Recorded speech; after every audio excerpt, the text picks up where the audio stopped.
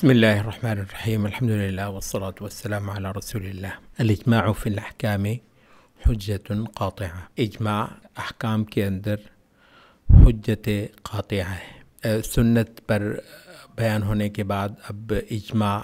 پر کلام ہوا ہے. اجماع کو حجت قاطعہ کہا گیا ہے. احکام کے اندر جو عقائد ہیں ان میں تو بالاولیٰ اجماع جو ہے وہ حجت ہے. البتہ احکام کے اندر بھی اجماع حجت ہے. یہ اجماع جو ہے اس کے تحت کئی سارے مضامین ذہن میں ہونا ضروری ہے. ایک اجماع سے ساتھ جڑا ہوا جو موضوع ہے وہ ہے امت کا سٹیٹس. امت کوئی شے ہے. ظاہر ہے اللہ رب العزت معبود رب اصل شریعت نازل فرمانے والا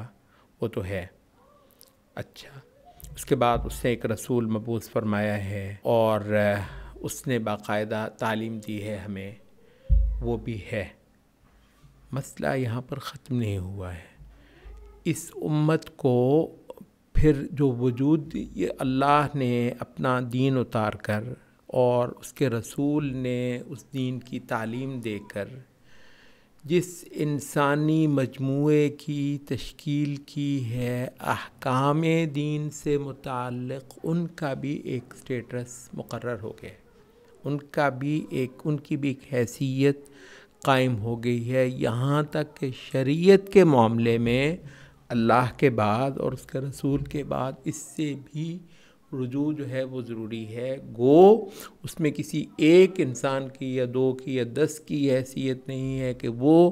دین کے لیے مرجع ہو، دین کے لیے حوالہ ہو. البتہ یہ بطور مجموع دین خداوندی کے معاملے میں ایک باقاعدہ حوالہ ہے اور یہ بہت اہم ہے امت کی اس حیثیت کو جاننے سے متعلق. ایک بات تو یہ ہے. دوسرا یہ ہے کہ ایک علمی سی بات یہاں پر جان لینا بھی ضروری ہے. بسا اوقات اجماع کے معاملے میں لوگ یہ سمجھ رہے ہوتے ہیں کہ اجماع کسی ایسے مسئلے میں ہونا ہوگا اور اجماع کو ڈھونڈنا ہے تو کسی ایسے مسئلے کے اندر ڈھونڈنا ہے جو سرے سے کتاب اللہ کے اندر نہیں آیا ہو اور جو سرے سے سنت رسول اللہ کے اندر نہ آیا ہو تو ٹھیک ہے، وہاں پھر ہم اجماع کو حوالہ بنائیں گے، وہاں ہم اجماع کی طرف کو رجوع کریں گے یا سرے سے اجماع کا وہاں پر ہم سوال اٹھائیں گے.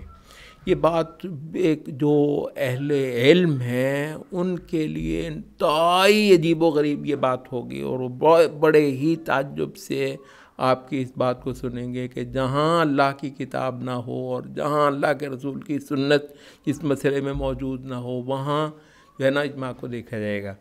اجماع کا دیکھیے، اجماع کا ایک بہت بڑا دائرہ بھلا کہاں ہے؟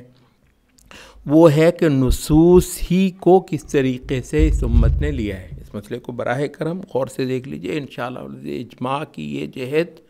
آپ کو بہت فائدہ دے گی اور ایک بہت صحیح حقیقی ٹھوس بنیاد پر انشاءاللہ آپ کو لے آئے گی. اور یہ اس وقت جو ایک دلیلزم چل رہا ہے اور ایک جو ریویژنزم چل رہا ہے اس سے انشاءاللہ آپ کو یہ چیز نجات دلائے گی. اچھا، تو وہ کیا ہے؟ وہ ہم یہ کہتے ہیں کہ نصوص کو ہی کس طریقے سے لیا گیا ہے. اب اس میں اس کے دو معنی ہیں. نصوص کو کس طریقے سے لیا، اللہ کی کتاب ہی کو کس طریقے سے لیا ہے یا سنت رسول اللہ ہی کے اندر کسی مسئلے کو کس طریقے سے لیا ہے. اس میں دو مسئلے ہیں. ایک پہلا مسئلہ ہے ظاہر ہے کتاب اللہ کی تو جو بطور ثبوت ساری کی ساری قطعی ہے. اچھا، تو اس حوالے سے تو کتاب اللہ کے حوالے سے جو دوسری بات ابھی جو بیان ہوگی وہی متعلق ہے، وہ ابھی ہم نہیں کر رہے، بعد میں کرتے ہیں. جہاں تک سنت رسول اللہ کا تعلق ہے تو آپ کو معلوم ہے وہ ساری کی ساری جو ہے وہ قطعی ثبوت نہیں ہے. اس کا ایک بہت سارا حصہ سنت کا ظنی ثبوت ہو سکتا ہے. البتہ یہ ہے کہ ایک نبی صلی اللہ علیہ وسلم سے ملنے والا ایک بیان جو کچھ اشخاص نے کچھ اشخاص سے روایت کر کے دیا ہے، جس وقت وہ ساری کی ساری امت اس حدیث کو بطور حدیث قبول کر لے گی تو یہ اجماع ہے اس وقت، اور بے شمار ایسی ہیں کہ تمام کی تمام امت جو ہے وہ بعض احادیث کو احادیث ماننے پر متفق ہے، ٹھیک ہے، بہت ساری نصوص شریعت کو نصوص شریعت ماننے پر امت کا اتفاق ہے۔ اچھا، اب یہ اس میں دلیل آپ کی بے شک سنت ہے، لیکن سنت کا ثبوت جو ہے وہ اس کے ساتھ اجماع آ گیا ہوا ہے، تو یہ ایک بہت بڑا میدان ہے، ایک بہت بڑی سپیس ہے جس کے اندر آپ بیک وقت سنت پر بھی ہوتے ہیں اور اجماع پر بھی ہوتے ہیں۔ السنہ والجماعہ یہ دونوں جو ہیں اس پر آ جاتے ہیں، اور یہ ایک بہت بڑا مضمون ہے السنہ والجماعہ کا، بلکہ وہ جو نبی صلی اللہ علیہ وسلم اور صحابہ کا جو تسلسل جو گروہ ہے قیامت تک کے لیے، اس کا نام ہی پڑ گیا ہے اہل السنہ والجماعہ۔ ہم نے کہا تھا دو باتیں، تو دوسری چیز ہے کہ جو نصوص کی دلالتیں ہیں، جو نصوص سے جو چیزیں اخذ کی جاتی ہیں، جو معانی لیے جاتے ہیں، یا نصوص جن معانی پر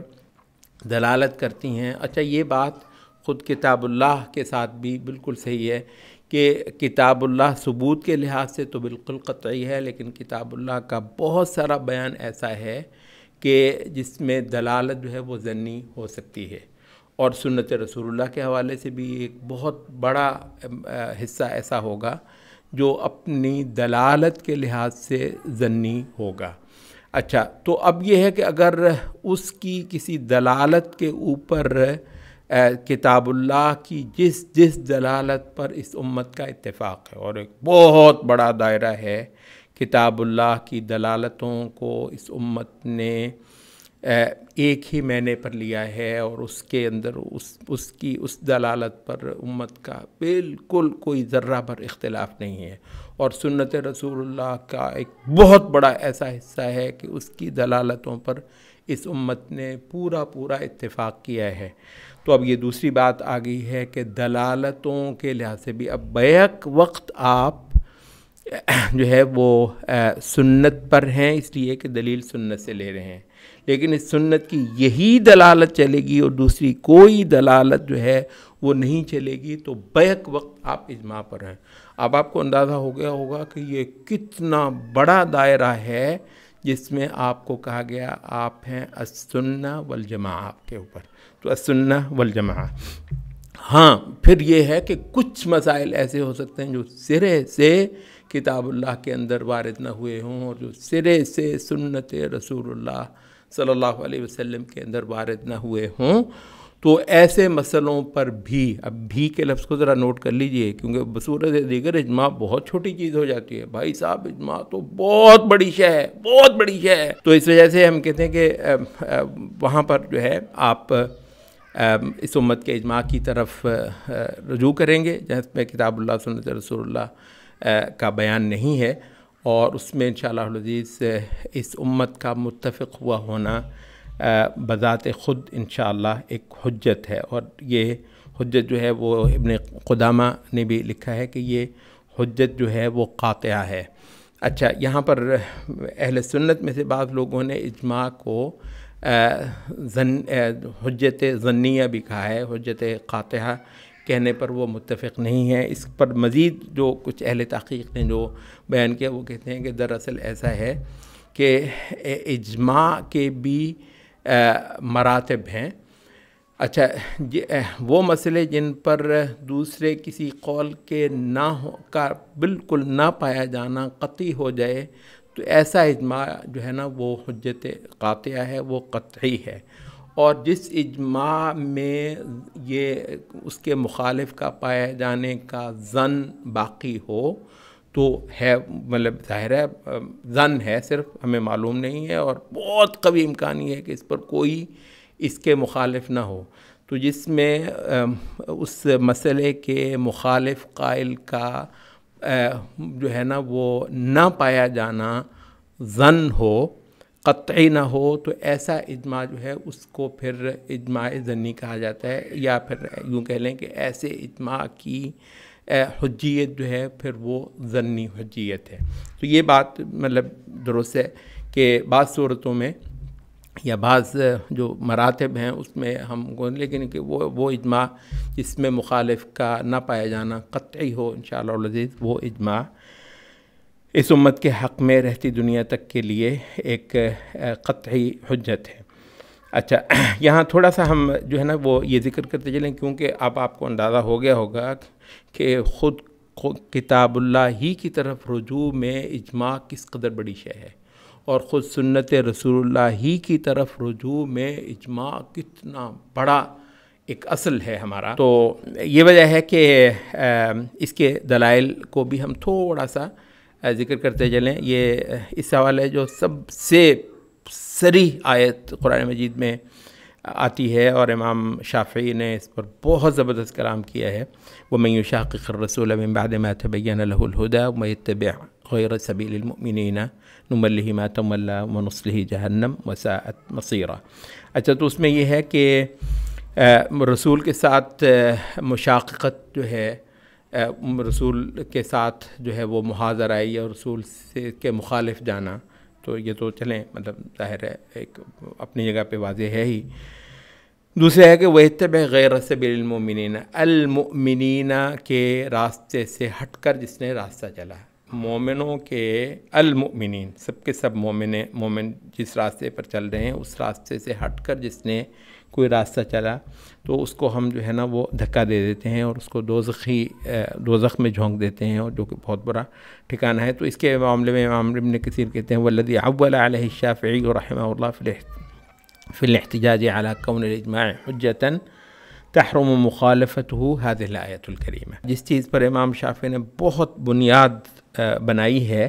اجماع کو حجت قرار دینے کے معاملے میں، اور ایک ایسی حجت جس کی مخالفت نہیں ہو سکتی ہے، تو وہ یہ ہے بعد التروی والفکر الطویل، بہت گہرے غور و خوض کے بعد، وہو من احسن الاستنباطات واقواها، امام ابن کثیر کہہ رہے ہیں یہ بہترین استنباطات میں سے ایک ہے اور قوی ترین استنباطات میں سے ایک ہے۔ اس کے علاوہ بھی کئی سارے دلائل اس پر موجود ہیں، اجماع کی حجیت پر۔ اس امت کا جو ہے وہ یہ اس امت کو اللہ تعالیٰ کے شہداء زمین میں کہا گیا ہے، یہاں تک کہ امام ابن تیمیہ سبحان اللہ ایک حدیث سے وہ لے کر آ رہے ہیں کہ ایک جنازہ گزرا تو نبی صلی اللہ علیہ وسلم نے فرمایا وجبت وجبت، پھر ایک جنازہ گزرا فرمایا وجبت وجبت، تو صحابہ نے پوچھا جی یہ آپ نے کیا فرمایا؟ تو فرمایا کہ تم لوگوں نے ایک جو جنازہ گزرا تھا اس شخص کی جو کے لیے اچھی باتیں کی تھیں، تو میں نے کہا کہ اس کے لیے جنت واجب ہو گئی، اور ایک جنازہ جو گزرا تم نے اس کے بارے میں برا کہا تو میں نے کہا کہ اس کے لیے دوزخ واجب ہو گئی۔ پھر فرمایا انتم شہداء اللہ فی الارض، تم زمین میں اللہ کے گواہ ہو، تم زمین میں اللہ تعالیٰ کے شہید ہو۔ تو وہ کہہ رہے ہیں کہ یہ جو ہے نا مطلب ایک مسلمان اہل علم اہل حق جو ہیں ان کی ایک گواہی جو ہے وہ اس طریقے سے اللہ تعالیٰ کے ہاں معتبر ہے، تو پھر کجا یہ کہ جہاں پوری یہ امت سب کی سب ایک چیز پر مجتمع اور متفق ہو۔ اچھا، اسی طریقے سے اہل میں یہ اس آیت سے استدلال کیا ہے فَإِن تَنَازَعْتُمْ فِي شَيْءٍ فَرُدُّوهُ إِلَى اللَّهِ وَالرَّسُولِ، اگر تم کسی چیز میں اختلاف میں پڑ جاؤ تو اس کو اللہ اور اس کے رسول کی طرف لوٹاؤ، إِن كُنتُمْ تُؤْمِنُونَ بِاللَّهِ وَالْيَوْمِ الْآخِرِ۔ اچھا، تو کہتے ہیں کہ اگر اس میں مطلب یہ ہے کہ جہاں نزاع ہو گیا ہے وہاں کتاب اللہ اور سنت رسول اللہ کی طرف معاملے کو لوٹانا، تو جہاں تنازع ہی نہ ہو، نزاع ہی نہ ہو، تو اس کا مطلب یہ ہے کہ وہاں پر کتاب اللہ اور سنت رسول اللہ کی طرف کو لوٹانے کی یہ سارا عمل جو ہے نا، یہ سارا پروسیس وہاں پر متعلقہ ہی نہیں ہوگا۔ اچھا، پھر نبی صلی اللہ علیہ وسلم سے یہ حدیث ان اللہ لا یجمع امتی علی ضلالہ، اللہ تعالیٰ میری امت کو ساری کی ساری کو گمراہی پر نہیں جمع کرے گا، وَيَدُ اللَّهِ مَعَ الْجَمَاعَةِ، اور اللہ کا ہاتھ جماعت کے ساتھ ہے۔ اور ایک روایت میں آتے ہیں ان اللہ قد اجار امتی، اللہ تعالیٰ نے میری امت کو اس بات سے اپنی پناہ میں رکھا ہے ان تجتمع علی ضلالہ، کہ یہ ضلالت پر کسی گمراہی کی بات پر اکٹھی ہو جائے۔ اچھا، یہ اور تیسرا جو نصوص کا مجموعہ ہے اجماع کی دلالت کے حوالے سے، وہ ہیں وہ احادیث جس کو جو الجماعہ کو لازم پکڑنے پر معنی دیتی ہیں، اور یہ بہت اہم ہے۔ ہم یہ بار بار یہ کہہ رہے ہیں، اجماع اور الجماعہ دراصل ایک چیز سے پھوٹنے والی حقیقتیں ہیں۔ اچھا، تو باقاعدہ طور پر ہم نے نصوص کے اس مجموعے سے بھی اس پر استدلال کیا، لیس احد یفارق الجماعۃ شبرا فیموت، کوئی شخص جو ہے نا جماعت سے، الجماعہ سے ایک بالشت بر بھی مفارقت نہیں کرے گا، الا مات میتۃ جاہلیہ، مگر وہ ایک جاہلیت کی موت ہی مرے گا۔ بہت سنگین وعید ہے، جاہلیت کی موت مرتا ہے جو شخص جماعت سے، اور جس جماعت جس چیز پر متفق ہے دین کے جس مسئلے پر، اس سے وہ ہٹتا ہے۔ اس کو باقاعدہ امام شافعی نے لکھا ہے الرسالہ میں، وَأَمْرُ رسول اللہ صلی اللہ علیہ وسلم بلزوم جماعت المسلمین مما يحتج به فی ان اجماع المسلمین انشاء اللہ لازم۔ رسول اللہ صلی اللہ علیہ وسلم کا یہ حکم فرمانا کہ جماعت المسلمین کو لازم پکڑ کر رکھو، یہ ان دلائل میں سے ہے جس سے حجت اخذ کی جاتی ہے کہ مسلمانوں کا اجماع لازم ہے اور اس کو لازم پکڑنا ضروری ہے۔ تو یہ امت پہلے ہم بیان کر رہے ہیں کہ اپنے بطور مجموع جو ہے یہ انشاءاللہ اس مہینے میں مطلب فرمایا کہ یہ جب اکٹھی ہوگی تو یہ گمراہی پر نہیں ہوگی، تو اس کا مطلب ہے کہ یہ امت اپنی مجموع میں انشاءاللہ العزیز معصوم ہے، اور یہ عصمت انشاءاللہ کسی ایک فرد کو نہیں، البتہ بطور مجموع اس کو اللہ کی طرف سے انشاءاللہ العزیز یہ عصمت قیامت تک کے لیے حاصل ہے۔ سبحانک اللہم و بحمدک۔